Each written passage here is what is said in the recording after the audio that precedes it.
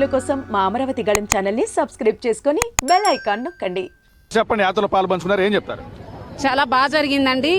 వాళ్ళలాగా డబ్బులు ఇచ్చి డబ్బులు తీసుకొని అలా చేయకుండా ఎవరికి వాళ్ళవి తెలుసుకొని మరి ఎక్కడుంది మంది, ఎక్కడ ప్రచారాలు జరుగుతున్నాయి అని ఎవరికి వాళ్ళు ఓన్గా వచ్చి ఎవరు చేయాల్సిన కృషి వాళ్ళు చేస్తున్నారు. ఆ విడుదల రచన అక్కడ చిలకలూరుపేట నుంచి ఇప్పుడు గుంటూరుకి ఇక్కడికి వేశారు. అక్కడ ఏం చేసింది లేదు, ఇక్కడ చేసేది ఏమీ లేదు, ఇక్కడ వచ్చేది కూడా లేదు. వాళ్ళకి అసలు మిగిలేది ఏమీ లేదు. వచ్చేది టీడీపీయే, గెలిచేది సిబిఎన్ఏ. జై టీడీపీ, జై సిబిఎన్. ఇక్కడ పశ్చిమ నియోజకవర్గం గల్లా మాధవి గారు పనితీరు ఏ విధంగా ఉంది మేడం? చాలా బాగుందండి. తను ఇప్పుడే ఫస్ట్ టైం రావడం, కానీ తనకి చాలా నాలెడ్జ్ ఉన్న దానిలాగా ఉన్నారు మేడం గారు. కన్ఫామ్గా తను వస్తారని అందరూ నమ్ముతున్నాం.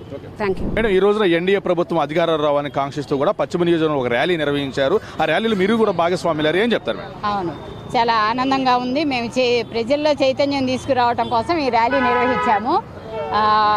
విద్యావంతులే కాదు, మిగతా వాళ్ళల్లో కూడా చైతన్యం తీసుకురావాలి. మా బాబు ఇచ్చే పథకాల గురించి కానీ, లేకపోతే ఆయన అభివృద్ధి చేసే విధానాన్ని తెలియజేయడం కోసం ఈ ర్యాలీ నిర్వహించాము.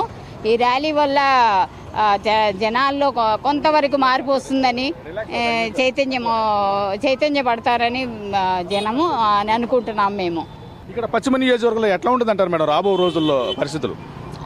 గల్లా మాధవి గారు గెలుస్తారు, డెఫినెట్గా గెలుస్తారు. అసలు గుంటూరు వెస్ట్ ఇప్పటివరకు మేము వేరే పార్టీ గెలిపించిందే లేదు.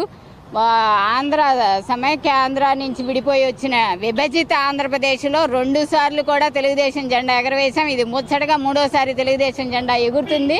ఇది తెలుగుదేశానికి కంచుకోట, ఇంకా దానికి ఇంకా వేరే ఇదేం లేదు.